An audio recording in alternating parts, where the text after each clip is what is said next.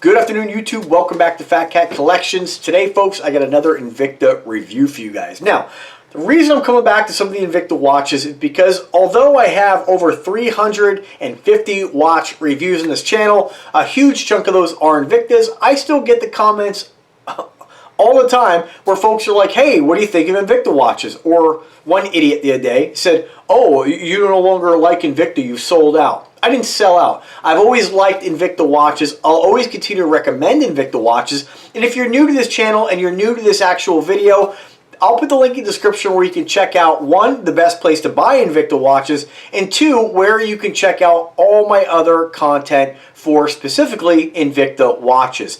There are so many amazing models that Invicta makes. Wholeheartedly, it's one of my most favorite brands out there, and I think bang for buck, it's almost untouchable. Now, there are many great brands out there, don't get me wrong, and value is subjective. You might be seeing a lot of different watches reviewed in this channel, but I'll always appreciate the Invicta brand and what they offer and how much bang for buck you get. I can wholeheartedly state that Invicta watches, again, if you stick with the reserve level pieces like the ones I'm going to show you guys today, I got 4 variations of the Sub-Aqua Specialty. Arguably, the Sub-Aqua Specialty is one of my most favorite Invicta models. I think it is my favorite model, hence the reason why I have 5 of them. Now, I don't have 2 of the other variations I have. I'm just going to focus on the ones that are my absolute favorite ones. So let me first jump right into it. I have 2 different variations of these watches. One is what they call the female version, and the other one is the men's version. I don't like that Invicta refers to their smaller watches as female versions. Granted, there are watches that Invicta makes that are going to be classified as, you know, females, I would think. You know, and generally, I don't mean to word this incorrectly. Generally, if you have a watch that has a bunch of flowers and hearts on it, we might state that those are female watches. But that doesn't mean a man couldn't wear them. You can wear whatever you want and ultimately wear what makes you happy. But what I don't like is when Invicta or classifies their watches as females. Some men or some folks out there who aren't even really Invicta fans yet might not give the watch a chance because they're too big. And they might see a model that's fantastic, like the Sub-Aqua Specialty. Again, arguably my favorite Invicta model, and not get it just because it's too big. Which is why they make the mid-size, but they call this females. When we compare these side by side, there is really nothing that makes this a female's watch, other than this being a 43 millimeter versus I believe a 52 or 50 or 52 on the full-size version. This is one of the models Invicta makes that I'm constantly looking to see if they have different color variations. They do. They make a lot of these, and they just came out with one in a female's version that's, I believe, even smaller than this, like a, and we're going to call it mid-size, but it is done in like this, kind of anodized pink. It is so cool looking. And again, that could be, you know, guys wear pink too. They are unisex in my opinion. All right, so let me just put this mid-size one down. Let's take a look at what we're getting here. So this is powered by I believe the Z60 Ronda movement. Again, if I'm off on that, I forget exactly which one, but it is a Ronda movement. This is a quartz variation. They do make these in automatic. Actually, I lied to you. I have 3 different variations of this watch in my safe. But again, they're all going to be the same, just different color variations. The one we're looking at today is done in a yellow tone gold, all mirror polished.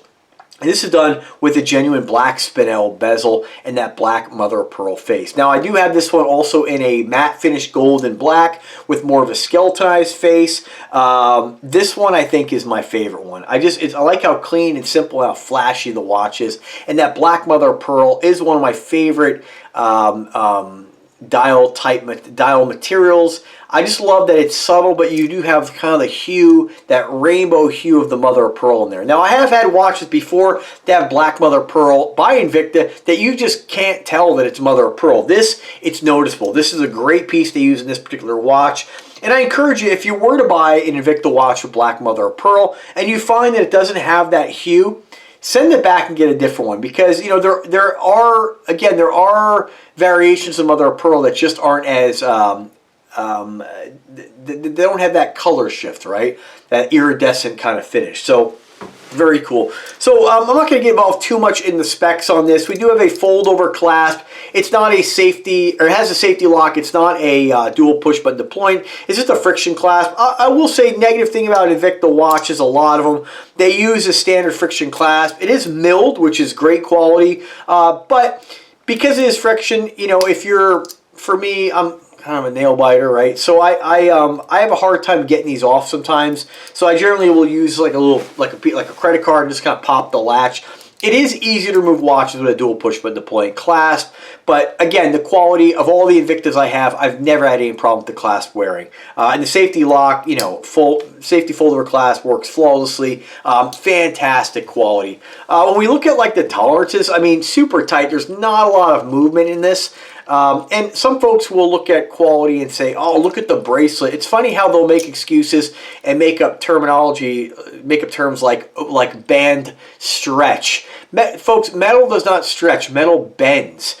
And so if you have a watch that has a lot of play, it's because the tolerances are a lot looser. So basically, if this watch had a lot more play in it and what they call like jingly jangly on like your like Submariner or your Rolex style Oyster bracelets, right? I think the Oyster is the Oyster or the, I always forget which one, the Oyster bracelet. Anyway, the one with like the 5 links, right? Those watches, you'll see a lot of guys refer to that as band stretch. It's not. It just means that where all these screws go together and the tolerances, there's a lot more space between them. And so the band will actually curve and move around a lot more. But when you look at this, I mean, you don't want any more. I mean, that's manufactured extremely well. You don't want any more flex than that. That's all you need. And again, not an indicator of quality. It just depends on how a company made their watch at that time. I would think even the Rolex watches nowadays in modern luxury brands probably, depending on which bracelet you get, probably don't have that. They've tightened everything up a lot more. But quality on this, exceptional. They use friction pins. Some folks will argue that if you have screws, you somehow have a better bracelet. Not the case. I actually prefer friction pins. Friction pins can be a little bit challenging if you're a guy who just gets a watch and it is not set up with a few simple tools to size your watch. The screws make it a little bit easier, right? But ultimately, at the end of the day, friction pins are fantastic, and I feel like you have more of a chance of a screw backing out because you didn't tighten enough or it's worked its way loose than a friction pin coming out. So I always gravitate more towards friction pins, but in the luxury world, generally, you have more screws in their bracelets.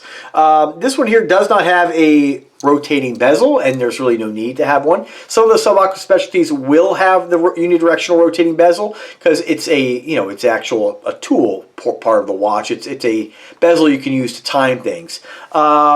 What else in this? You have, all 3/16 stainless steel, nice screw down case back. Again, just check out that mother of pearl in this watch. And then the black gemstones. Black spinel is kind of similar to the appearance of a black diamond.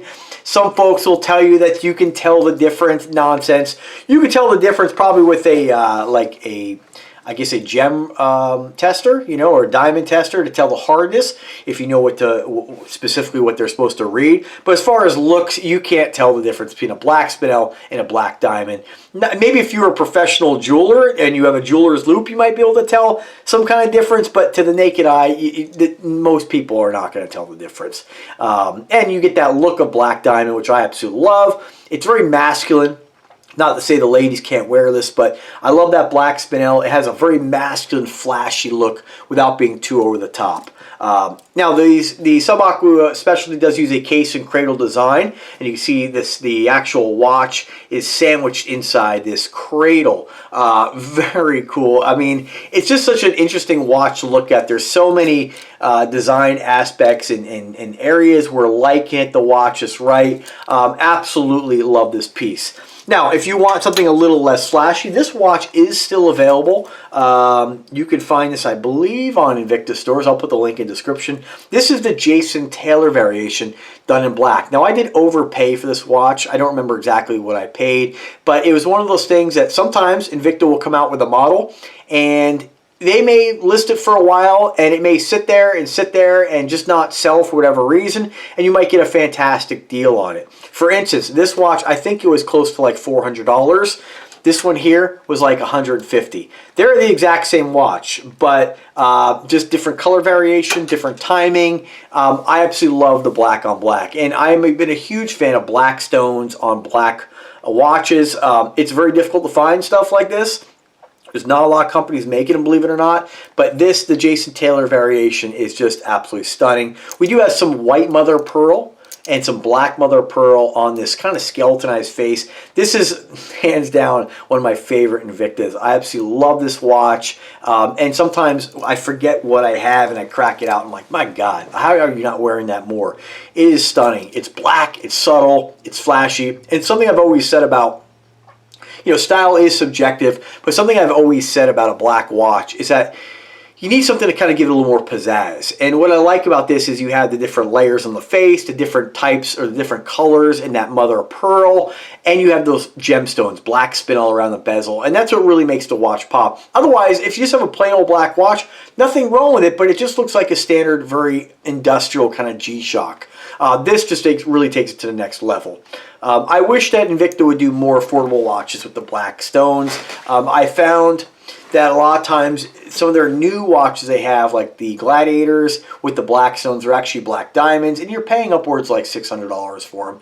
And for me, we all have a comfort zone when it comes to watches, and $600 is still a little too high. And even this, I could have got this for probably a couple $100 less. Now I don't think you're gonna find this for under like $400, but if it's available, I'll put the link in the description. And I'm gonna try these on in a second as well.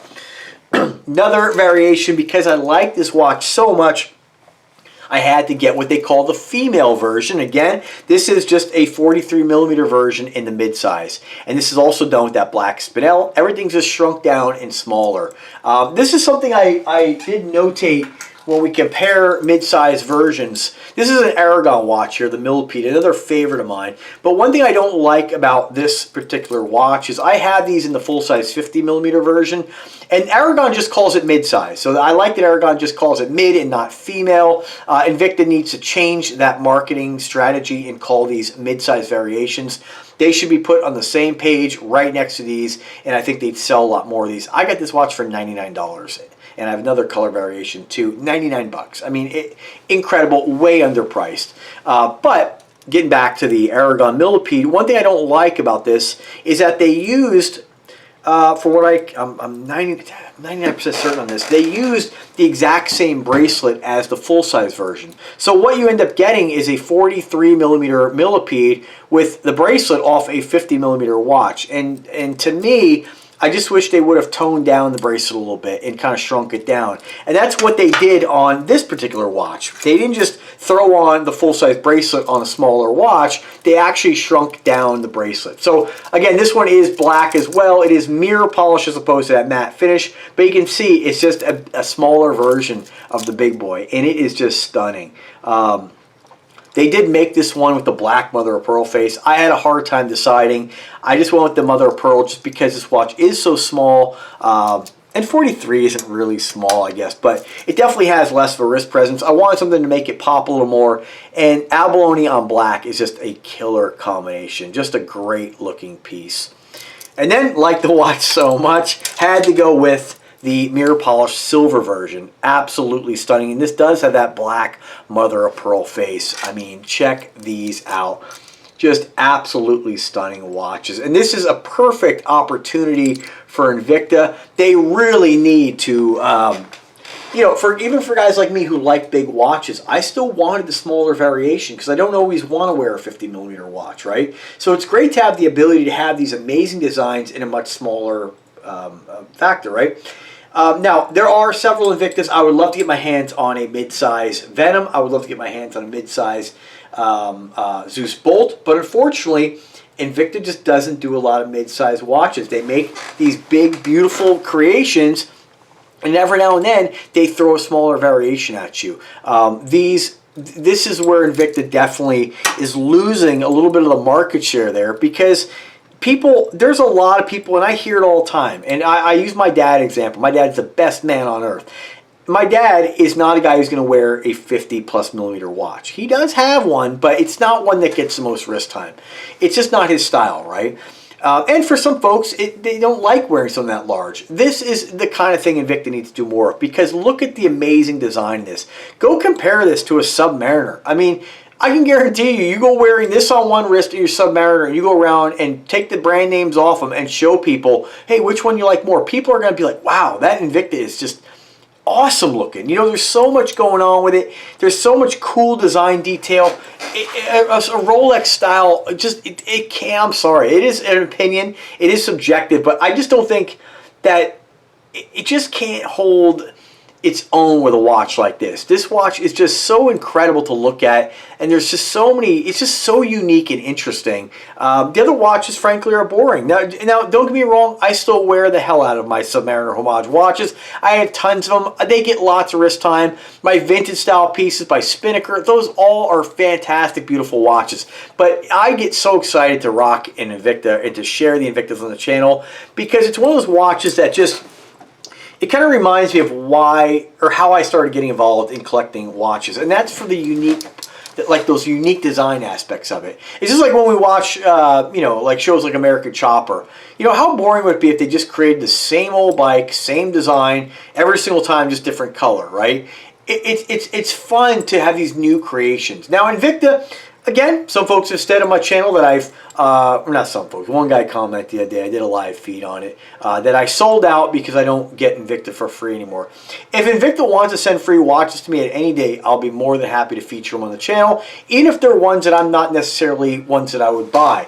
But Invicta just doesn't do that. And so naturally, you're going to see a lot of reviews on this channel from not just things that I buy with my own hard-earned money, but brands I'm collaborating with. Just because I review more of, let's say, Nubeo watches now, or Spinnaker watches, as opposed to Invicta, it's just because I get those watches sent to me for free for collaboration purposes. But both watches are fantastic. And ultimately, for you, it's up to you to decide which one you want to add to your collection more. I'm not going to make decisions on what I buy based on what my audience tells me. I'm going to buy what I like and what makes me happy. And that's ultimately what you guys should be doing as well. If you see a watch I review that's an Invicta, get it. And if it really calls to you and you can picture yourself wearing it and you like it and you want it in your collection, get it. If not, then go with the Nubeo. Go with whatever really calls to you and what's going to make you happy. But ultimately, at the end of the day, all these watches I review are exceptional quality, and you don't have to spend thousands and thousands of dollars to get something that is incredible.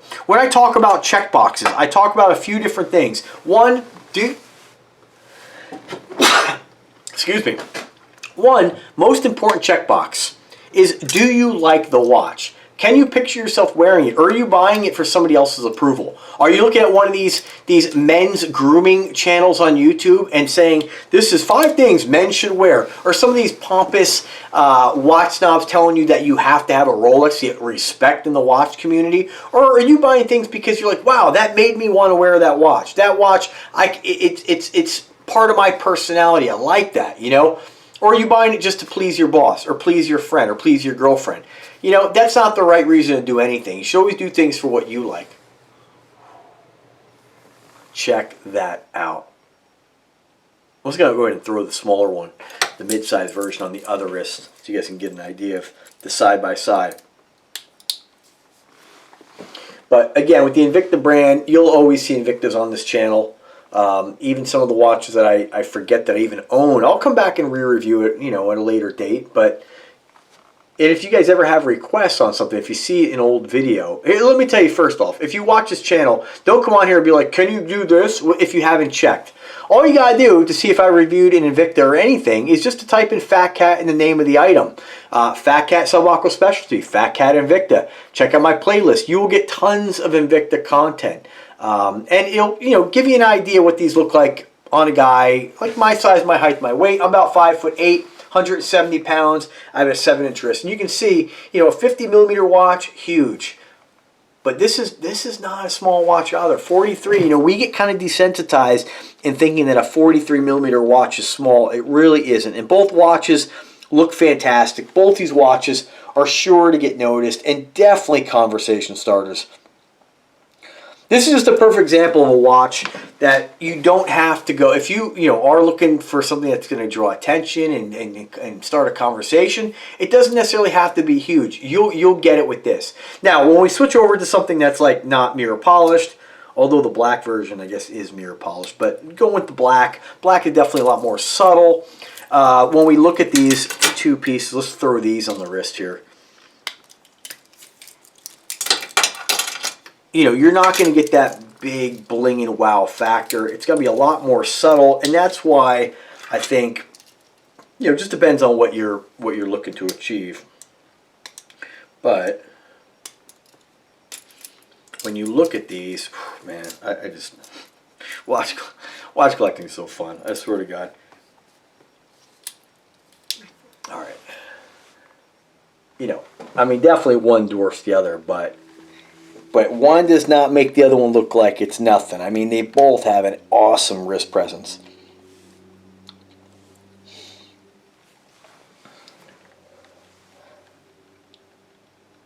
I love the abalone on black. It's just such a cool color combination. And these are the kind of watches that, like, if you snooze, you lose. Like this one here, forever was on Invicta stores for $100. Again, I'll put the link in the description. If they are available, you'll find them. But now I just don't think they're available anymore, and you're not going to get them for $100. Check that out. Now, if there's one request I think Invicta needs to do is to really do more with gemstones. I would love to see this in like like that kind of blood red color on some of the Nubeos I've been reviewing. My pro diver James Perez got me. That blood red color is so cool. Imagine that with like some red synthetic rubies. I mean, it would look absolutely killer. But Invicta, they're doing the diamond thing. They're doing the black stones. They haven't done much with colored gemstones, and I think they really are kind of missing out. I feel like people would absolutely love these, and they have not done a blinged out Sea Hunter yet. So hopefully down the road, I'm sure there are folks who will buy those, and I'm going to be standing in line, absolutely. All right, so as far as movements on these, again, these are Ronda movements. I forget which one the mid-size version has. They might even be the same movement, but I think the Z60 is a little bit larger, so they probably use a slightly different chronograph movement in the smaller variations. They are quartz, of course. You can get them in NH35s. This one here, the mid-size version, I wish all these watches were actually, I'll always gravitate more towards an automatic, just because you don't have to worry about changing out the battery. A chronograph is really just a stopwatch, and I don't use it for that purpose. I never even activate the chronograph, so that's my preference. But it is what it is. If you like the watch, sometimes you have to live with it being a quartz, but you'll definitely get an accurate piece and one that'll tell time and tell time well. So that's it, folks. Thanks for watching. Let me know if I can help anyway. As always, links are in the description. Do subscribe to the channel, and have a fantastic evening. Take care now.